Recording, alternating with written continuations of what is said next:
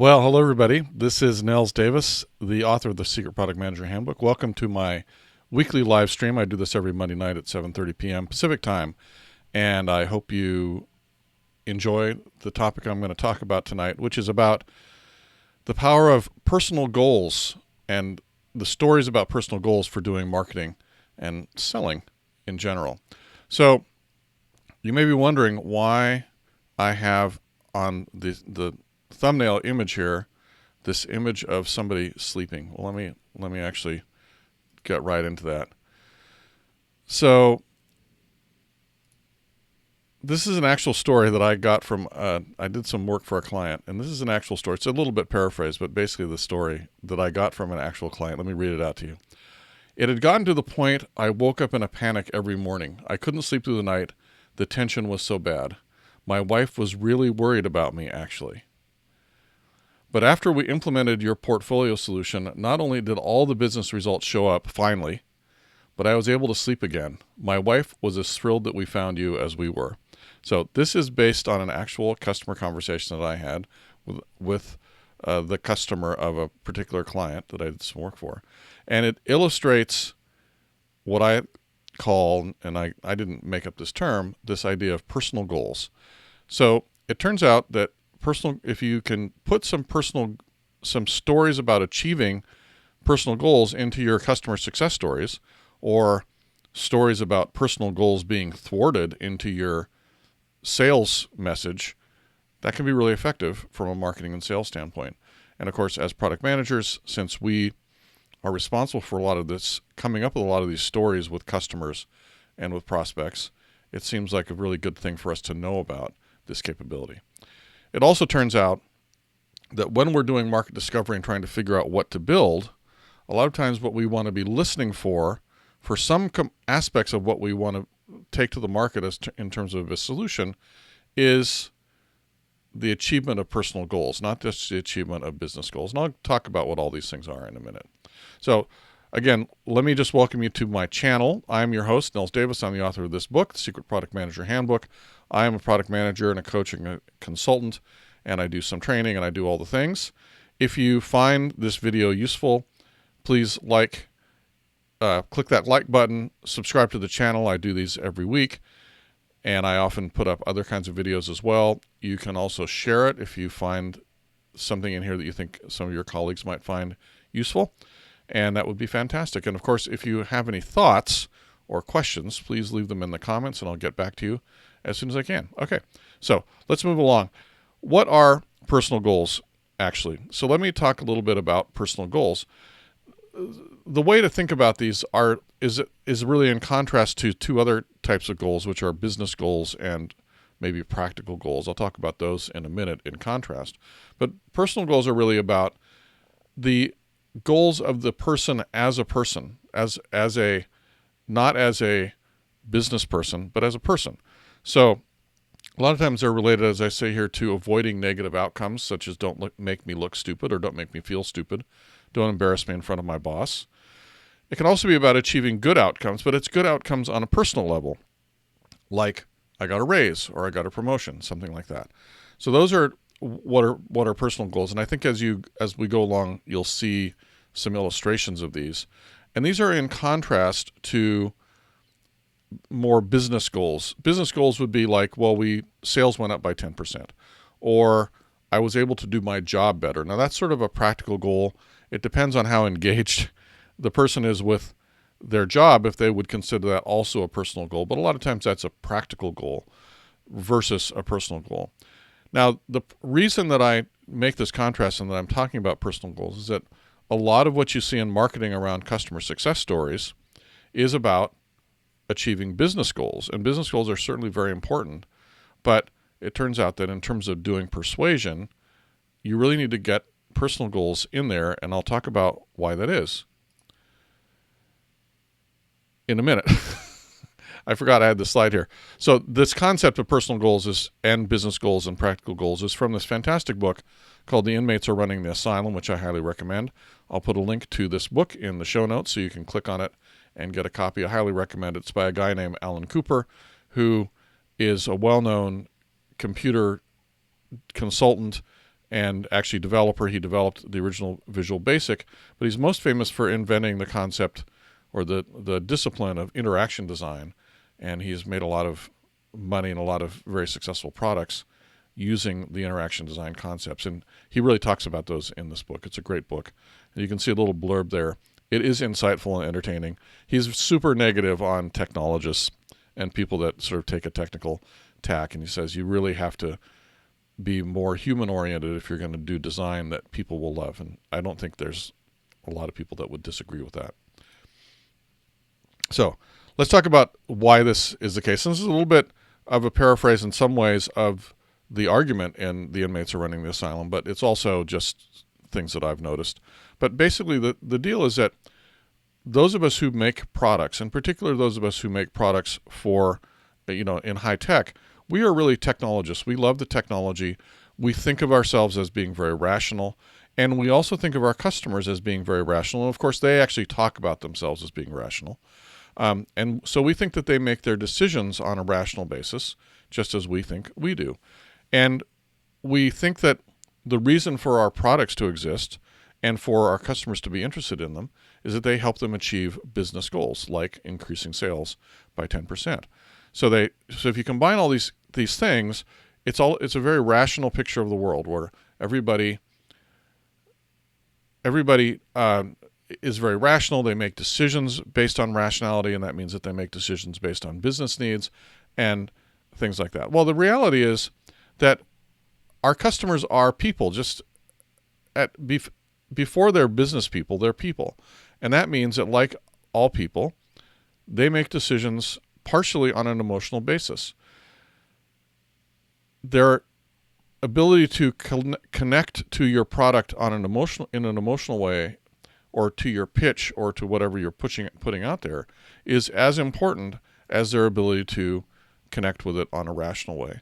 And so we have to figure out ways to connect with our customers and our prospects emotionally. And the fact is that goals achieved, stories about personal goals and achieving personal goals are a really good way to do that. Top salespeople and top marketers have known this forever. They've always had these phrases like, people don't buy from companies, they buy from people, or people don't buy products, they buy people. There's different variations of this phrase, but the point is that even for a very rational business type of application like an accounting application, the fact is that a big part of the decision to buy a particular version is going to be, how did that salesperson make me feel? Did that salesperson make me feel like he or she understood me? Did they understand the problems that I face? And that, of course, is not just business problems, but personal problems. So let's talk a little bit more about this. The reason that we talk about personal goals as the solution to this technologist hyper-rational problem is that personal goals, by their nature, are much more emotionally engaging than business goals. So you have to think about, when you're doing a customer success story, for example, you want to think about, did this customer satisfy a personal goal? In addition to, we assume that they achieve business goals. They buy our accounting software, accounting gets better for some reason. But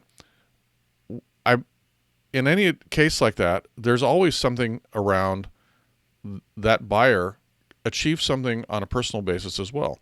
For example, maybe they were celebrated for having chosen that particular software that made everybody's life a lot better and or if it's a sales software and the sales went up, then maybe the sales manager that chose it got to keep his job instead of being fired for sales going down, which is something that happens. Or maybe they got promoted. Or maybe that person got recognized as a very astute selector of tools. There's all these different things that can happen, and there's all different types of ways that people can achieve their personal goals with respect to your product. So, a good story behind the sales increase by 10% example is, because sales increased by 10%, I got a raise. Now, if that person or I got promoted to sales director, if that person can attribute that rise in sales and the promotion to your tool, that's going to make that person a very big supporter of your tool. And you can also use these in sales situations, right? So, for example, if you're talking to a prospect who's facing the imminent firing because he or she is not achieving sales growth, and you say, well, let me tell you about a customer I had who was in a very similar situation to you. They brought our tool on board, sales started growing, and they grew by 10%, and they started beating quota all the time. Now that person is now the sales director of that company, and he got a big promotion. Now, if you can have that kind of story when you're pitching your product, that does a lot to make the prospect feel like, oh, this company understands me as a person. They understand my needs. I'm going to have emotional resonance with that story, and it's going to make them more likely to decide to choose your product in the end. And there's a whole lot of different components of this. You're reducing their perception of risk because there's someone like them, but you're also, a lot of it is really just you're making that personal connection, that emotional level connection between somebody else who's a lot like them, was facing the same problems, and achieved a great personal result because of choosing your solution. So let's talk a little bit about using these stories. I've given a few little examples about how to use them, how you'd use them in sales, and how to use them in marketing, right? So marketing, you think of customer success stories, for example. And so those are the things like, I have a one sheet or a two pager that says, oh, this customer in this thing did this, and I interviewed them and all these things. But what I see too often in these kinds of stories is no mention of these personal successes. Now I know that there always are personal successes in these stories, and I should come up with some examples of this, and I can maybe do another video where I show some of the opportunities missed by the way that customer success stories are often written. But the fact is that person really wants to tell you about what was really good for him or her in the process of becoming successful with your product. And if you don't ask those questions, or if you ask, they'll often tell you even if you don't ask. If you don't ask, or if you don't make a note of those answers and then you don't put them into the story, it significantly reduces the emotional resonance of the story, and it makes it much less effective. And one thing that also happens is, if you have, let's say you're selling accounting software, and you have success stories about accountants achieving business goals. Well, how different is the story that your customer is going to tell from the story that one of your competitors' customers is going to tell? They're going to be pretty similar. And so the problem with just talking about business goals that have been achieved is that you can't always find good differentiators. Whereas if you start bringing in the personal goals achieved component, like, oh, I was promoted to chief auditor, or whatever it might be, you get two things. One is your stories are probably going to be differentiated from your competitors because your competitors aren't using those personal goals.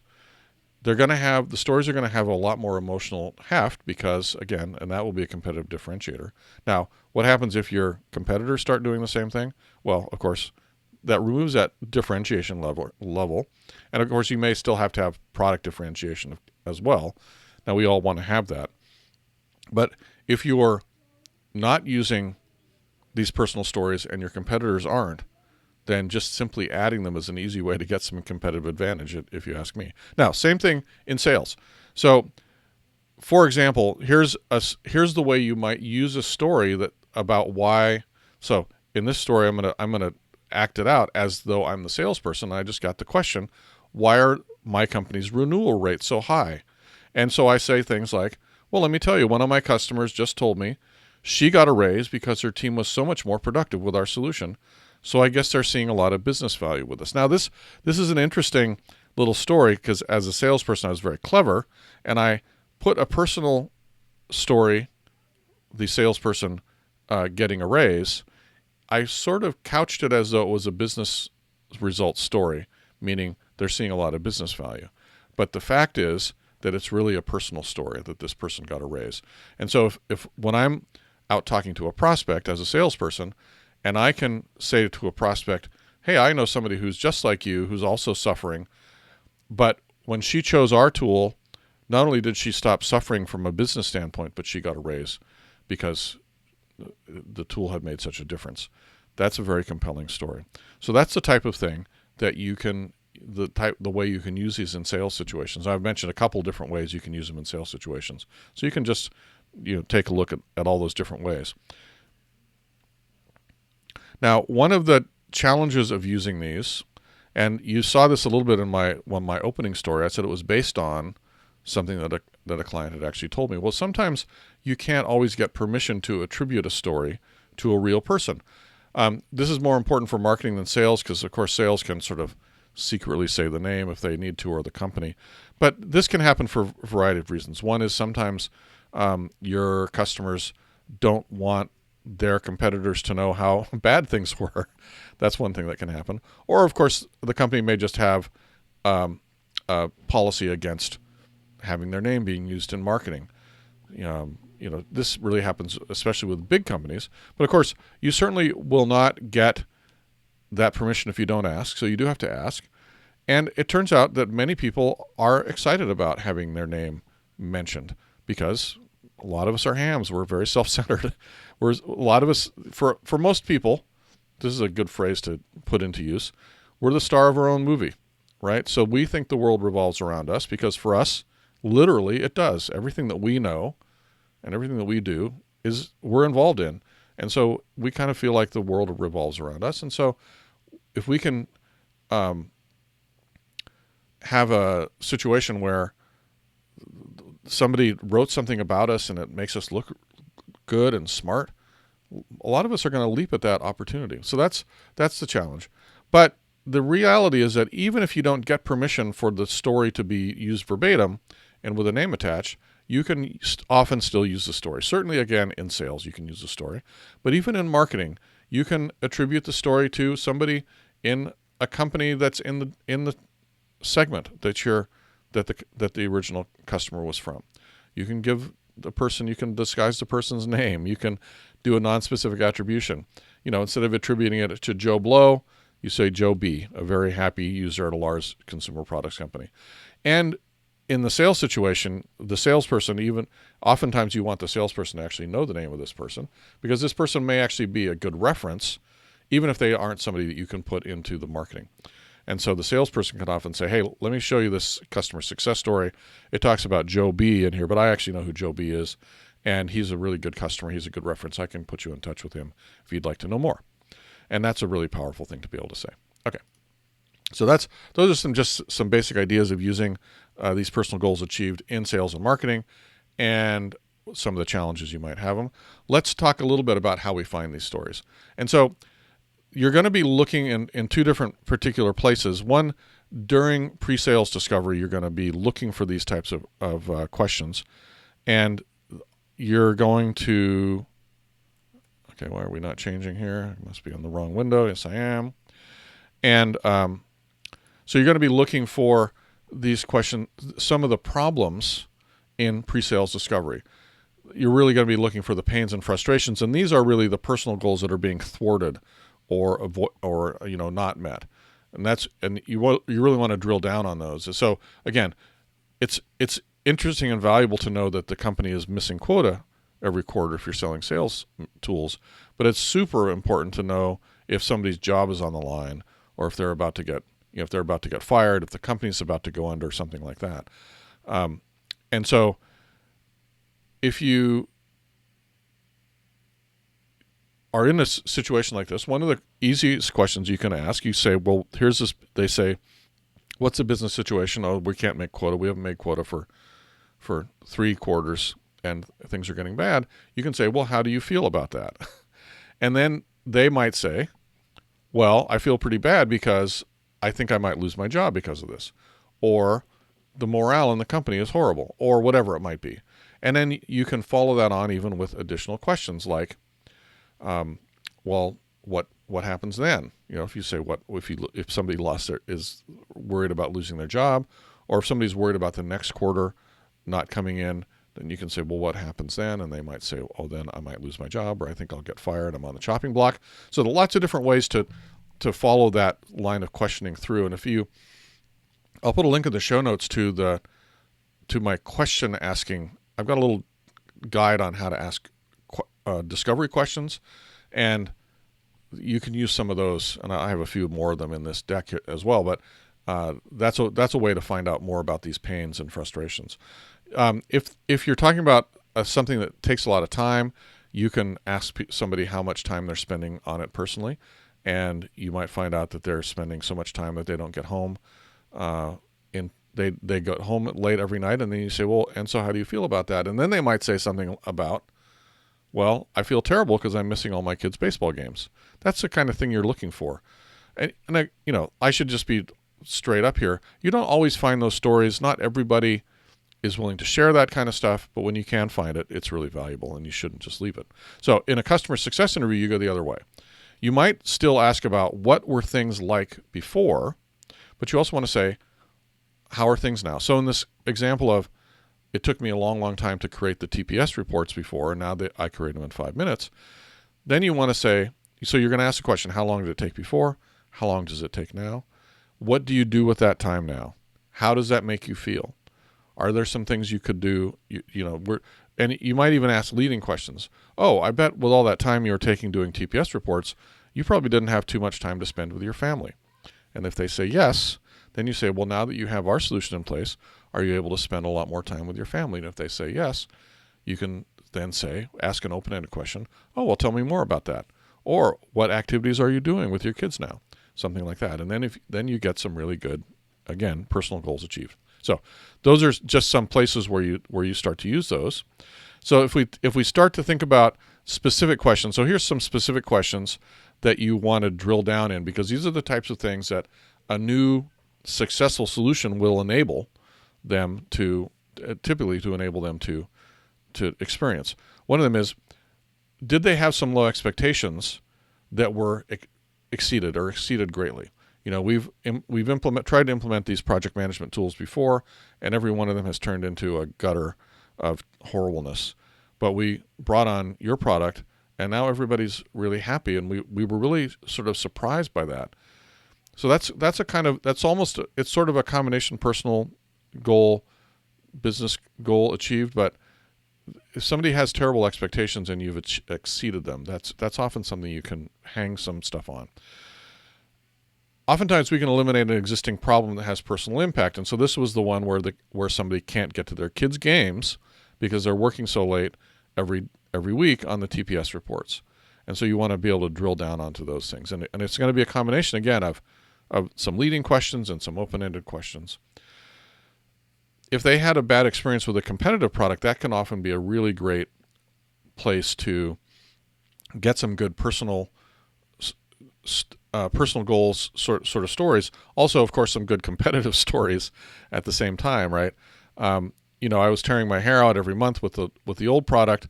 I got your new product, and now I'm not losing my hair anymore. Well, it turns out for many people, losing their hair, even if it's a metaphor, is a very powerful personal goal achieved. And you can also find out and guide them a little bit to talk about their success in personal terms. I sleep better at night, or my stress level is much lower, things like that. Or, of course, there's always the things like getting a promotion or having the reputation go up, right? So one person I talked to said after they implemented a particular approach that one of my clients had given them, they said, well, everybody now looks at us as the experts in this topic. Well, that's a great personal achievement. It makes people feel really good when they become the experts. And so if you can talk about how your product or your service makes your customers become experts in the eyes of their colleagues and peers, that's very powerful. And again, it's a personal goal achieved to get more expertise, to become perceived as somebody with more authority. Again, getting a promotion, and then there's always the eliminating tedious and error-prone work, because people hate doing tedious and error-prone work. So, people don't like to do stupid stuff, and they, in particular, don't like to look stupid in front of their boss. And so if your tool doesn't help them look good in front of their boss, and often this can be because it allows them to make mistakes, that's a really powerful personal goal that they've achieved because of your tool that you want to talk about. So that is, I got through all that stuff. Let me just quickly summarize. So stories of personal goals achieved, they add emotional salience to your pitch or your story or whatever it is. They show that you care about your customers. They're often ignored, so they're a great opportunity to add in, and not just by marketers, but salespeople as well. You don't leave them on the cutting room floor because they're really powerful. Make sure to ask your customers and prospects about their personal experiences, both with your product as well as actually their experiences before your product came in, so you know how to do a contrast, compare and contrast. And if your customers are really happy, they're very likely to share. So definitely get permission if you can, but be prepared to paraphrase if you can't.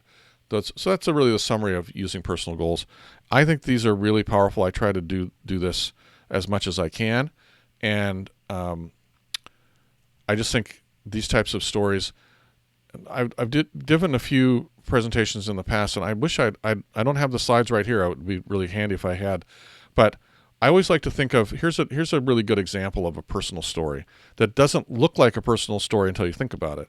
But remember the old Apple iPod ads where there was people with those iconic white headphones on, and they were dancing or whatever. They were just a silhouette of a person with a colored background and the white earpods. So those were super emotionally engaging ads. They kept them for a long time. They really worked well. They were totally obviously Apple. They were good in many, many ways. But every one of those ads was about somebody listening to music that they loved. And you could see that by looking. They didn't have to say that. They didn't have to have the words, oh, this person was able to listen to the music they loved because they got an iPod. But you're able to see that there was that story embedded into that image of that person was doing something that they loved. They were listening to music they were loved, and they were tying that to Apple and the iPod. And it was super powerful and much better than any other marketing for any other music player. And that's exactly the way that you want to be able to use these stories. Now, this idea of personal goals achieved, that's the whole essence of that ad. It's nothing about, they don't even talk about how many songs, although there's an implication. And of course, we do know from other things that the iPod could hold a lot of songs. But it was obviously just somebody getting to enjoy their music in some situation where maybe they wouldn't get to before, and that was making them really happy. It was a fantastic example. I'll put that, next time I do this presentation, I'll put that picture in, because I just think it's such a wonderful example of personal goals being achieved with a particular product. And in that case, that was the Apple iPod. So that was fantastic. Unfortunately, Apple recently, although I think they've stopped doing this, they stopped doing ads that told stories. They started doing beauty shot ads that look just like Samsung. So the iPhone 10, or 10s, the new one, the original ads just looked like Samsung phones because they were beauty shots, and they have actually gone back now. So now they're doing the ads about shot on iPhone, or and those of course always have a story, because you think, oh, here's a picture of an interesting place that somebody must have had to go to. So in other words, there's a story there in order to take that picture. And they use their phone, and obviously they had this great experience. So there's a personal story involved in there, and presumably a personal goal achieved. I always wanted to go to the Capistano or whatever it might be. Anyway, so you can, if you start to get sensitive to this idea of stories and personal stories, you start to see them in a lot of places, and you start to really notice when they're missing. So I urge you to look at a Samsung ad, and you will see that Samsung phones don't have stories, whereas iPhones do. They didn't for a while, and now they do again. And it makes a really big difference. So, final slide here. Let's see. I guess that was it. So, if you want to learn more about, if you want more from me, there's a lot more like this. I have the book, The Secret Product Manager Handbook, which you can buy on Kindle or Amazon. There's links in the show notes down below. You can follow me on Twitter. Certainly, love to have your feedback on this video if you watch it. And if you like it, click the like button, all those things. I've got a podcast called All the Responsibility, None of the Authority. Some of these videos end up on the podcast, only the audio part, of course. The YouTube channel because you're here, but secretpmhandbook.com/YouTube will bring you directly to here. And then if you like the video, be sure to subscribe and like and share to your friends.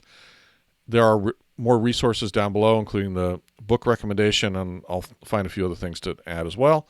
And I would really love to get your comments and feedback on both what worked in here for you, what didn't work, and also what other topics you'd like me to cover. That would be fantastic. Okay, so I think that's it for me today. Thanks for joining me, and until the next time, this is Nils Davis signing off. Bye-bye.